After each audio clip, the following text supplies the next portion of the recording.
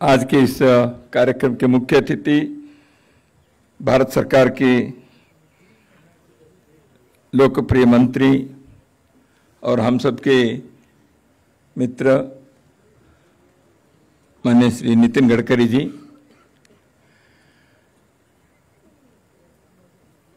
जिनके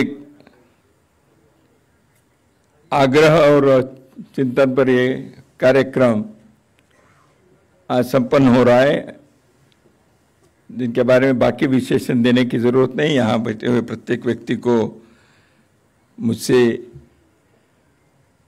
अच्छी तरह से आप उन महानुभावों को जानते हैं। माननीय राम बहादुर राय जी, आदरणीय श्री गोविंदाचार्य जी,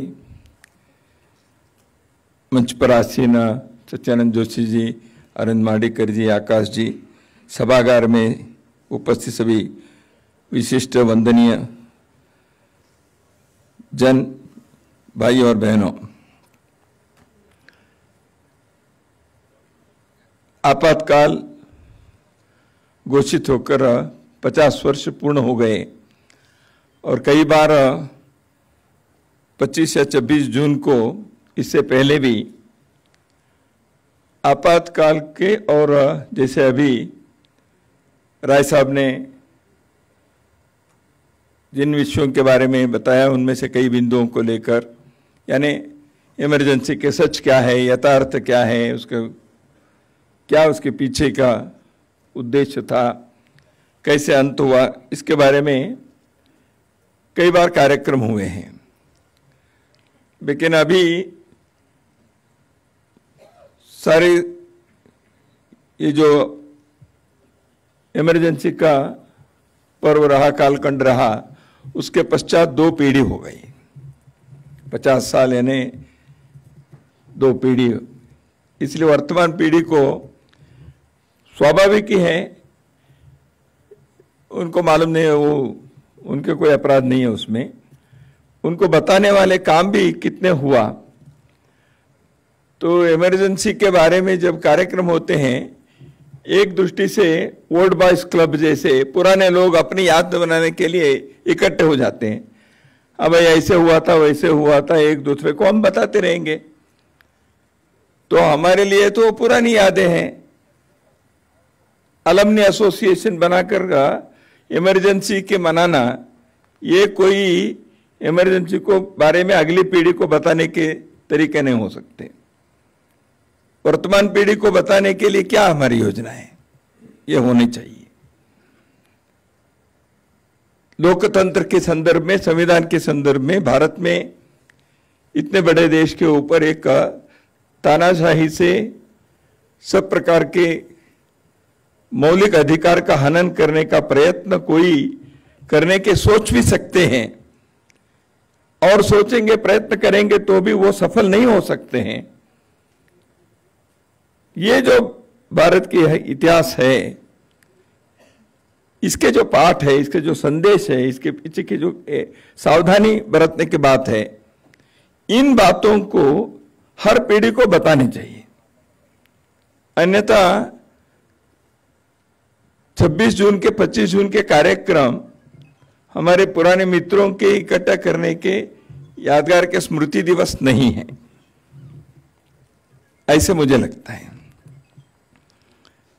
इसलिए गोविंदाचार्य जी, राम बहादुर राय जी सरीख के लोग बार बार इसके खतरे के घंटे बताते हैं, उसके क्या हुआ। अब माननीय राय साहब ने एक पुस्तक लिखी है, मैं इसे बैठे बैठे अभी देख रहा था, तो मुझे लग रहा था इसमें कई बातें भाषण में भी थोड़े से उन्होंने उल्लेख भी किया है। इस प्रकार के विश्लेषण करने वाले पुस्तक लेख तो उसकी आवश्यकता है, और वो वर्तमान पीढ़ी को पहुंचने चाहिए, चर्चा होनी चाहिए। आपने विद्यार्थी परिषद का नाम लिया, कई बार मैं तो विद्यार्थी परिषद का कार्य करता रहा हूं, यहाँ बहुत सारे लोग बैठे हैं, राय साहब ने भी लिया। इसलिए अगली पीढ़ी को बताने का काम विद्यार्थी परिषद जैसे संगठन के, आज यूनिवर्सिटी में जो विद्यार्थी है उनके लिए स्टडी सर्कल चलाने चाहिए। इमरजेंसी क्या रही, क्यों उसका अध्ययन करना चाहिए, उससे क्या पाठ सीखने चाहिए। और विद्यार्थी परिषद ने परसों एक बड़ा कार्यक्रम भी किया है। देश भर में उन्होंने इस दृष्टि से साहित्य भी और वर्तमान पीढ़ी के विद्यार्थी जो है उनको इस बताने के प्रयत्न वो कर भी रहे। ऐसे काम होना चाहिए। इमरजेंसी क्यों लगी, उसका क्या हुआ, इसके बारे में तो हमने कई बार सुने। माननीय नितिन गडकरी जी ने भी कई बातों के बारे में उन्होंने याद भी दिलाए। इंदिरा जी अपने सत्ता को बचाने, अपने कुर्सी को बचाने के लिए लोकतंत्र का हनन किया, संविधान की हत्या की, ये सब बार बार उल्लेख भी हुआ है। 3 मोर्चे पर इंदिरा जी हार गई थी। अदालत में हार गई, राजनारायण जी ने जो केस लगाए थे उसमें, तो इसलिए उनके संसद बन रहने के जो अधिकार था वो रद्द हो गया। इसलिए संसद नहीं रहे तो प्रधानमंत्री भी नहीं है।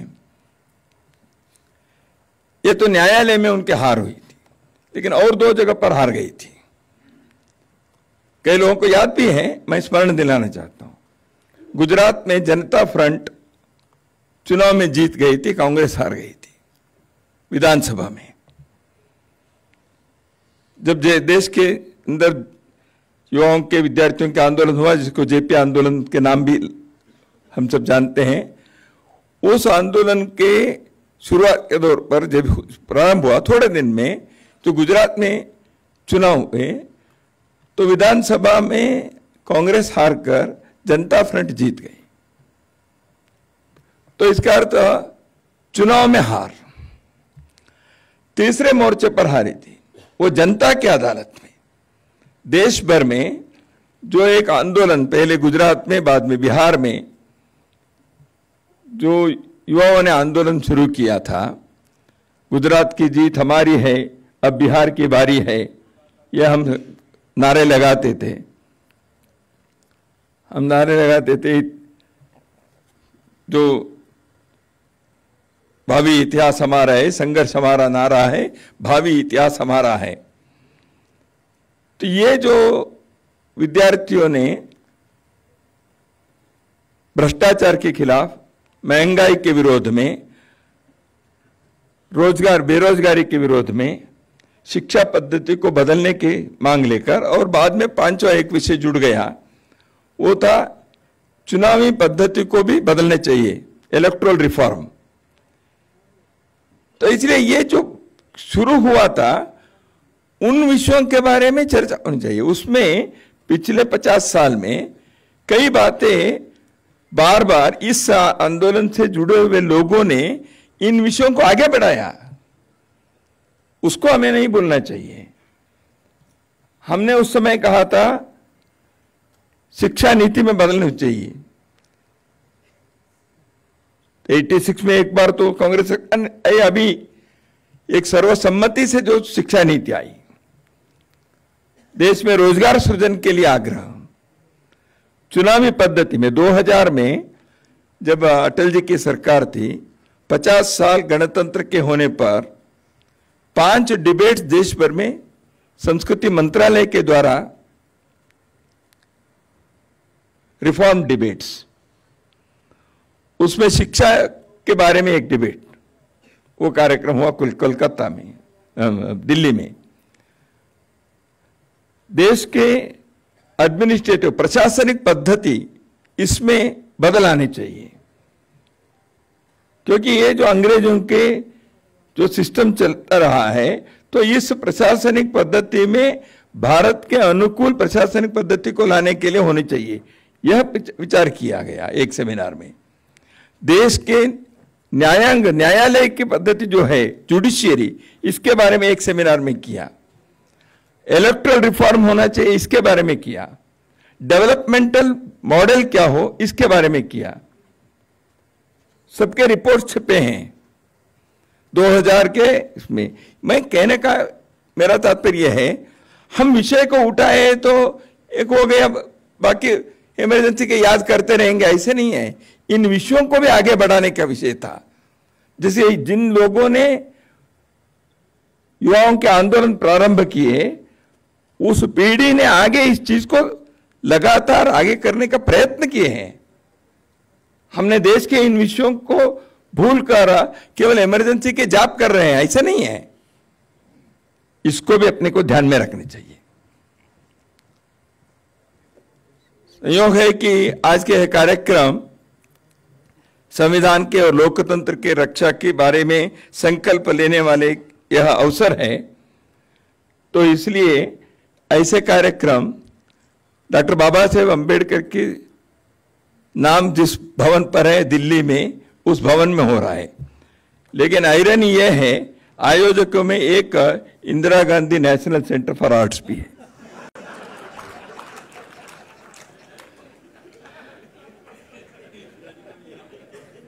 और आयरनी के और आगे है, उसके अध्यक्ष राम बहादुर राय जी हैं। नियति क्या क्या करती है, तो इसका एक उदाहरण यहां है। तो इमरजेंसी जिस दिन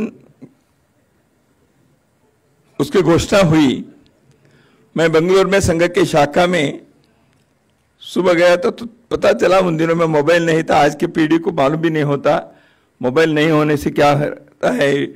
बेंगलुरु में टीवी भी नहीं था, 1975 में कोई टीवी वगैरह नहीं थे। तो हमको मालूम था पिछले दिन दिल्ली में कार्यक्रम हुआ था 25 को, बड़ा कार्यक्रम। और बेंगलुरु में अटल जी, अडवाणी जी, मधु दंडवते जी, एस.एन. मिश्रा जी, श्यामनंदन मिश्रा जी एक पार्लियामेंट्री कमेटी के टूर पर बेंगलुरु आकर वहां ठहरे थे।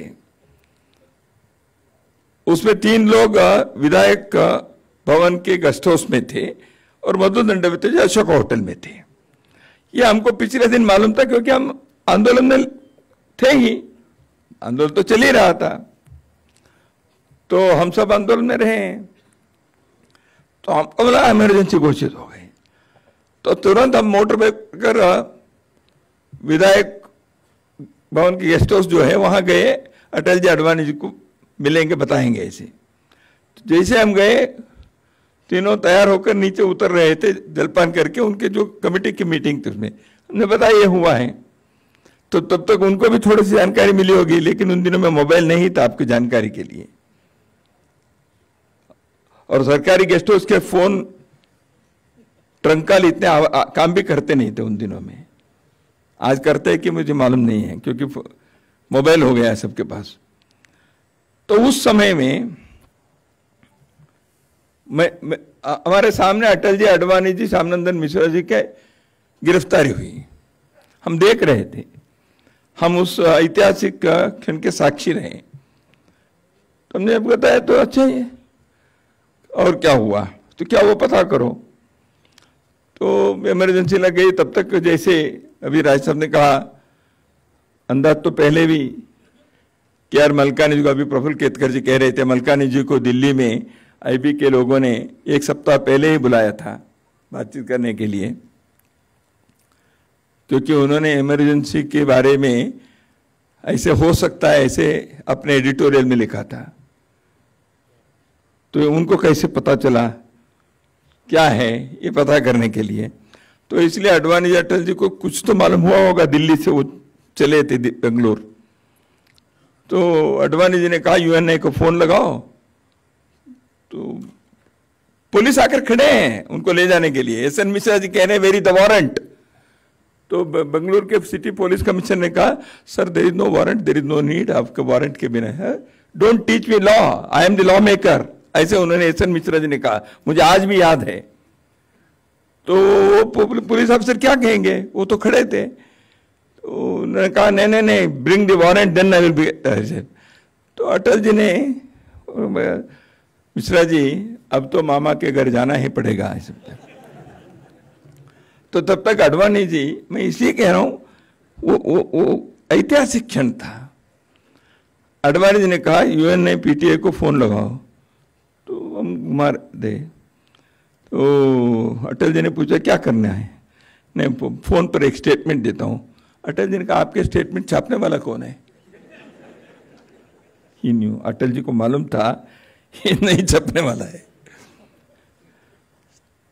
तो ऐसे देश में जिस प्रकार के मौलिक अधिकार का हनन करते हुए, लोकतंत्र की हत्या करते हुए, संविधान की धज्जी उड़ाकर भारत के एक जनमानस के आवाज को संपूर्ण रूप से दमन करने का एक नारकीय राक्षसीय प्रयास हुआ, सफल नहीं हुए। कुछ समय के लिए तो वो सफलता मिली उनको, लेकिन उसके कारण नुकसान क्या हुआ? नितिन जी ने बहुत सारे घरों के जो बर्बाद हुआ बताया। व्यक्तिगत रूप से कई लोगों के जीवन में जेल में रहने के कारण, अंडरग्राउंड में रहने के कारण, व्यवसाय में, नौकरी में जो नुकसान हुआ वो एक। पुलिस लॉकअप में जिस प्रकार के टॉर्चर के कारण, 3rd डिग्री मेथड जिनके साथ हुआ, दिल्ली में ओम प्रकाश कोहली जी जैसे उनके शारीरिक अवस्था थी, कॉलेज के, यूनिवर्सिटी के प्रोफेसर, उनके साथ क्या हुआ लॉकअप में? ऐसे हिंदुस्तान भर में एक जगह भाई, दो जगह नहीं।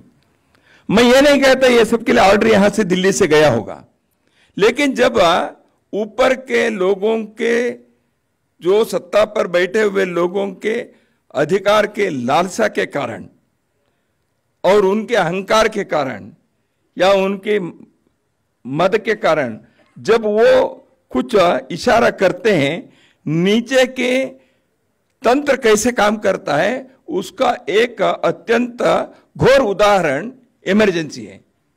मैं ये नहीं कहता कर्नाटक में किसी जिले के पुलिस लॉकअप में रहने वाले व्यक्ति को यहां से सूचना गई थी, लेकिन उन्होंने पकड़ लिया। क्या करना चाहिए? तो दबाओ। तो उनके हाथ में जो था वो सब किए उन्होंने। किसी को कैंडल से जलाया, किसी को एरोप्लेन लगाया, किसी को और कुछ किया, तरह तरह के उन्होंने करना शुरू कर दिया। यानी हमारे देश में उस समय देश के 25 साल आजादी के बाद हो गए थे, तो हम अंग्रेज लोगों ने भारत पर जो हुकूमत किए, उन्होंने यहां के लोगों के साथ गुलाम जैसे व्यवहार किया। वह अपने सत्ता के तंत्र को वही सत्ता चलाने की तरीका है, ऐसे तब तक रहा है। इस मानसिकता, ये जो है, इससे बाहर आनी चाहिए। We are not the rulers. अंग्रेजों ने यहां देश के ऊपर उन्हें हुकूमत करके यहां के लोगों को सेवक माना, वो मालक जैसे रहे, दमनकारी रहा। वो भारत स्वतंत्र होने के बाद भी हमारे प्रशासनिक व्यवस्था के लोगों को, यहाँ के सामान्य व्यक्ति जो टैक्स पेयर है, यहाँ के जो मतदाता है, वह उनके ऊपर हम हुकूमत कर रहे हैं। They are the subjects and we are the rulers.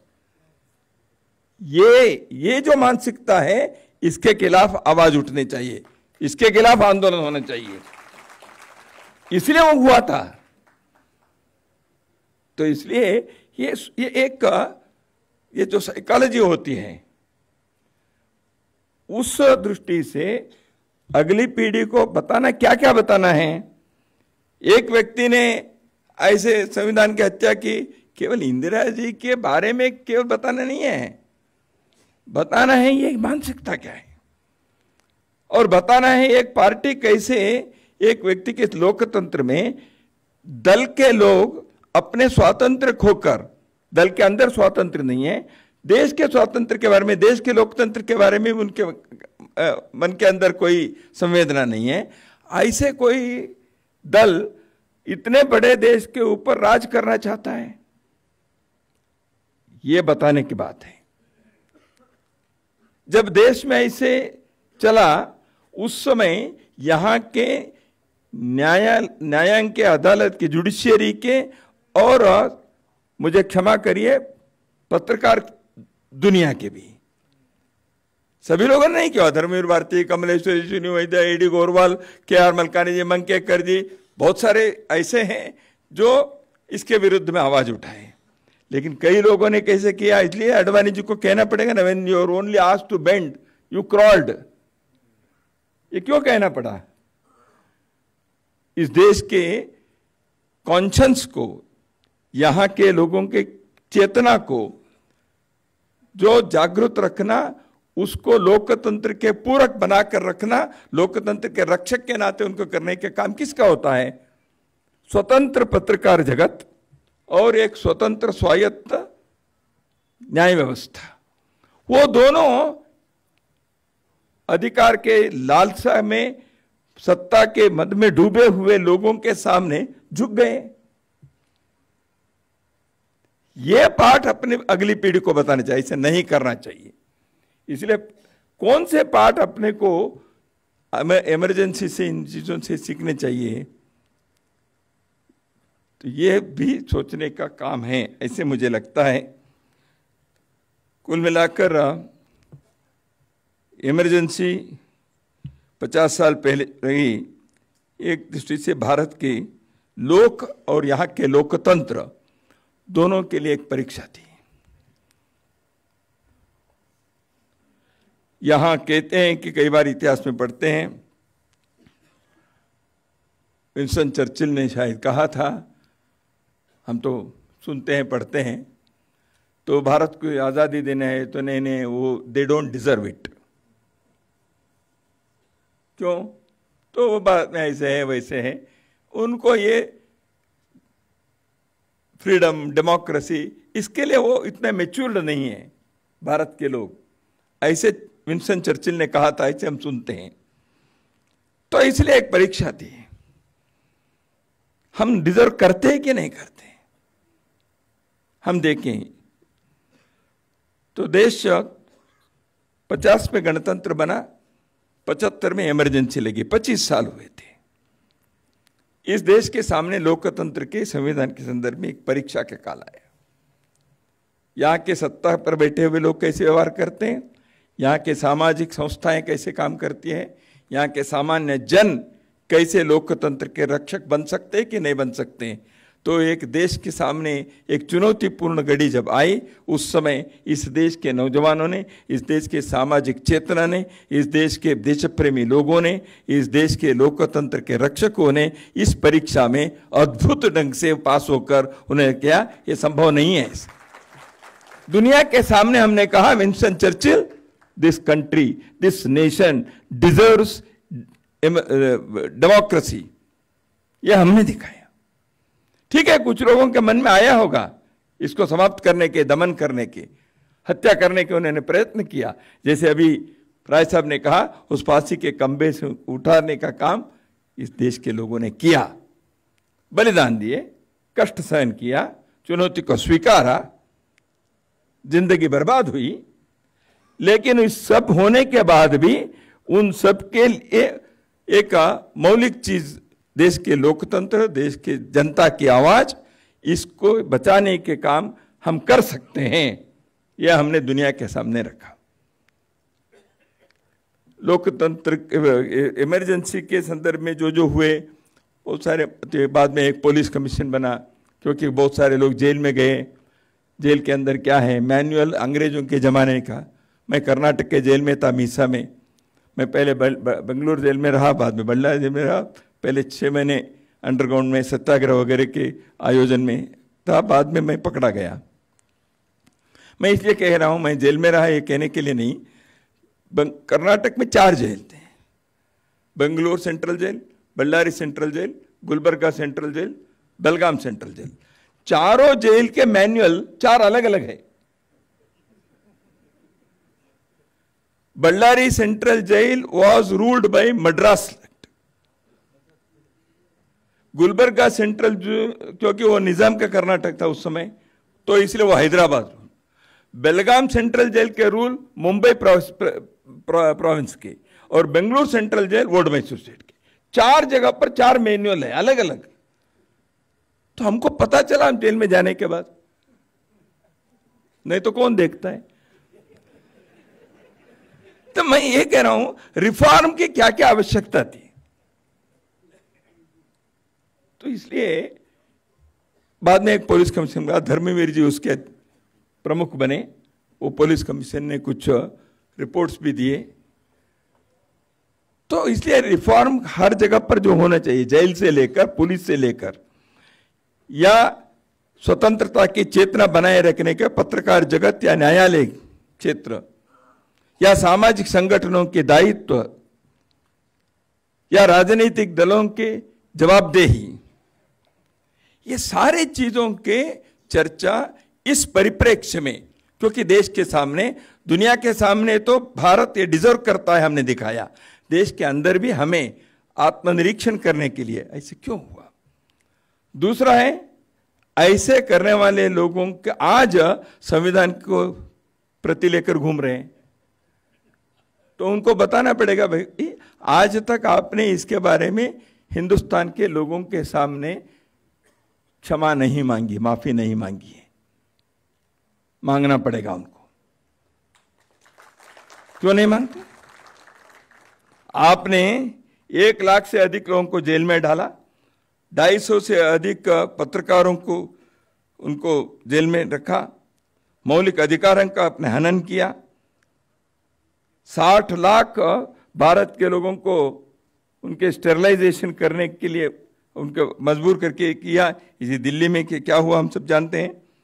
Judiciary की स्वतंत्रता को आपने समाप्त कर दिए।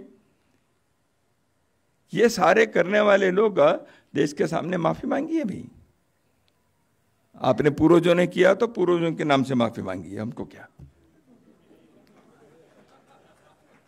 और एक बात, इस आपातकाल के दौरान